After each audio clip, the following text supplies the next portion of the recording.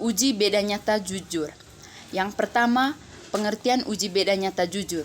Uji beda nyata jujur atau yang sering disebut sebagai uji Turkey diperkenalkan pada tahun 1953.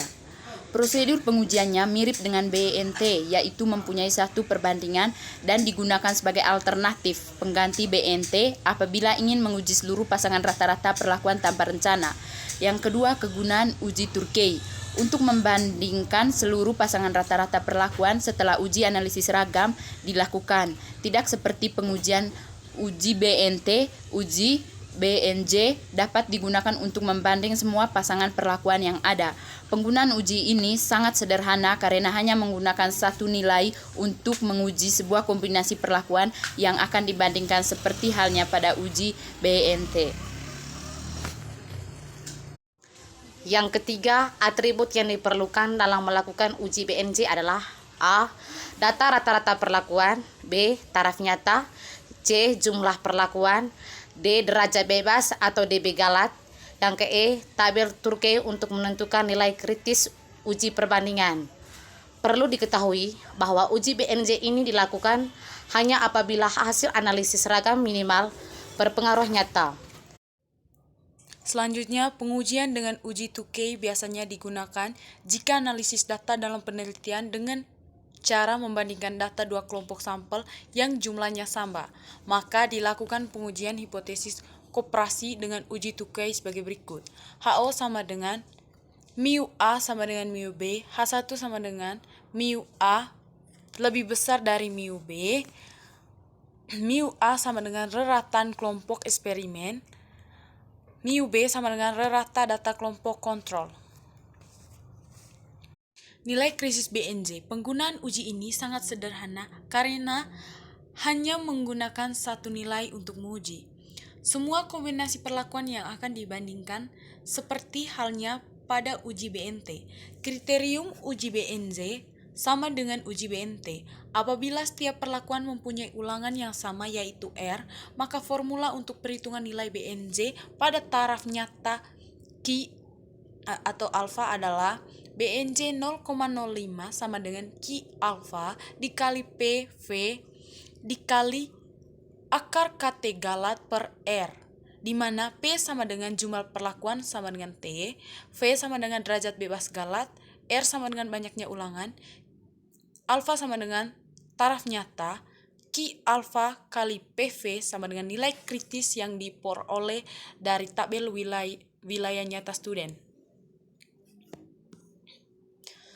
Contohnya, desain yang digunakan dalam penelitian ini adalah rancangan acak lengkap pola faktorial dengan ulangan sebanyak 4 kali. Pada penelitian ini dicobakan dua faktor yaitu komposisi media tanam dan dosis pupuk kompos dengan rincian perlakuan sebagai berikut. 1. Faktor pertama adalah media tanam media kompos, perbandingannya topsoil berbanding pasir berbanding sekam yang diberi simbol M yang terdiri atas 3 macam komposisi yaitu M1 sama dengan 4 berbanding 1 berbanding 1, yang kedua M2 sama dengan 3 berbanding 1 berbanding 1, M3 sama dengan 2 berbanding 1 berbanding 1. Untuk faktor yang kedua adalah pupuk komposnya diberikan simbol P yang terdiri atas 4 tingkat dosis yaitu P1 sama dengan 30 gram per polybag, P2 sama dengan 40 gram per polybag, P3 sama dengan 50 gram per polybag, P4 sama dengan 60 gram per polybag.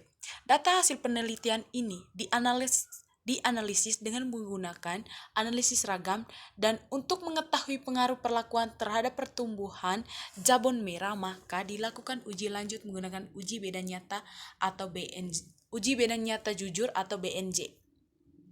Oke, hasil analisis Turkey pertambahan tinggi bibit jabon merah pada kombinasi perlakuan komposisi media tanam dan dosis pupuk atau P pada M1 sama dengan kombinasi perlakuan M1P3, M1P2, M1P4, M1P1. Rata-rata perkecambahan dan tinggi bibit dalam sentimeter yaitu 18,4100, 13,8 10,600, 10,5.650, 10,4.000. Hasil uji Turkey dalam taraf 0,5% sama dengan A, B, C, C.